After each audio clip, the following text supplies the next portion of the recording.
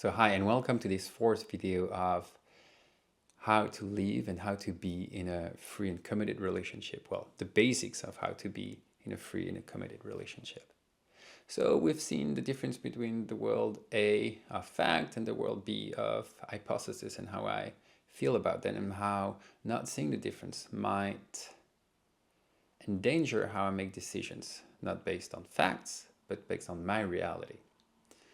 Then we saw what we are accountable for in a relationship, 50-50 in the nature and the quality of the relationship, and 100% on how I perceive and see and do stuff at my end of the relationship. I'm not responsible for the other person, how he feels, sees. I cannot make him happy or unhappy, and the other person cannot make me either happy or unhappy. You have to let go of that dreamy desire of being able to make people happy or unhappy. You can let go of that pressure. And so now is, how do I use it? How do I communicate? Because we are human of communication. And so for me, it's very important to know what communication is. Communication comes from the Latin communicare, which means putting things in common. So we are going to create something in common, so like that relationship.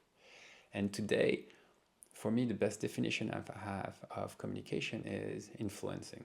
That's why most people on Instagram, on TikTok, are called influencer. Because when I talk, I influence the world, or I try to make the world go in a certain direction.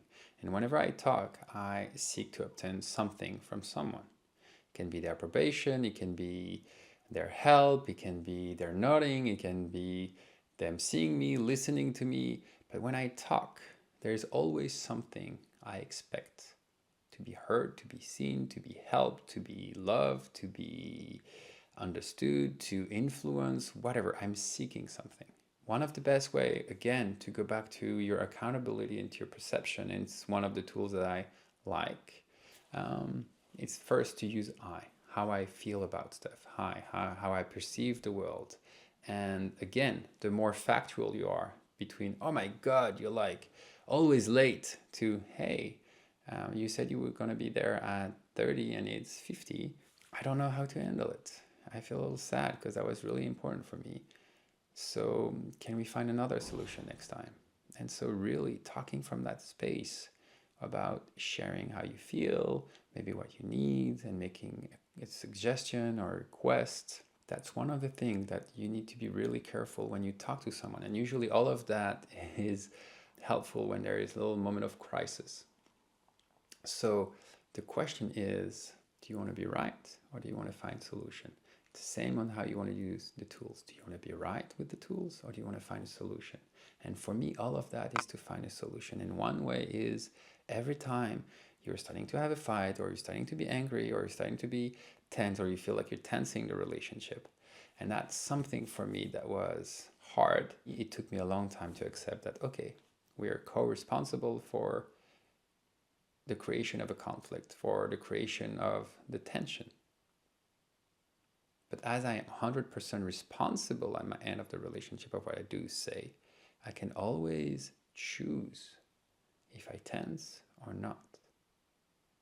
So I am 100% responsible to be in a conflict. And that's my choice. And for a long time I was like, yeah, but if you're in a conflict, it's also because you did that. And it was very hard for me to accept the fact that I chose to be in every conflict that I ever been with. And then one day someone was like, hey, can't you just go to harmony first and directly? And then I work towards that. Do I want to be right or do I want to find solutions? And so really with that mindset of finding solutions, whenever something happens, go back to how you feel, go back to your heart and talk from a place where you want to find a solution. What can I do? How can I control? Okay. For example, my partner recently, she was mad about something and you could be like, okay, you said that and we did that. And you can be like, hey, I thought that's what we agreed on. Or I have a different perspective. If you want, we can look into it later if it's important to see where the miscommunication happened and just to see how we can improve it. But at the moment, what is important to know who decided or who was late or who blah, blah, blah, or to connect back to one another. And that should be your main concern every time. go back to finding a solution. And sometimes the solution is no solution. And that's a very good solution. And sometimes it's hard to accept in relationship. And my last relationship end, I loved that woman. But I didn't like the relationship. And that's it. And so I stopped the relationship. The relationship was complete for me. You have to be clear on your own communication and then communicate to the other person. And one stuff to be very mindful is a lot of our communication is manipulation. For me, the definition of manipulation, whenever there's something implicit in your way of talking, then there's manipulation. And that can be very subtle. Like we do it all the time, like hello or hi, hello. Like you can be seducing and wanting the other person to come to you, or you can be like, hey, stay away from me.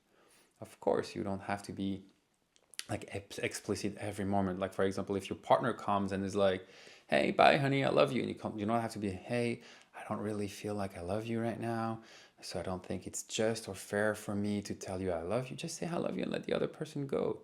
And so for me, that's the really first basic steps in a relationship: to own what you feel, to know what you can be accountable or expected for in a relationship. And there are many more things around that. So if you have any question, ask me. I'd be happy to share and to answer. Have a beautiful day.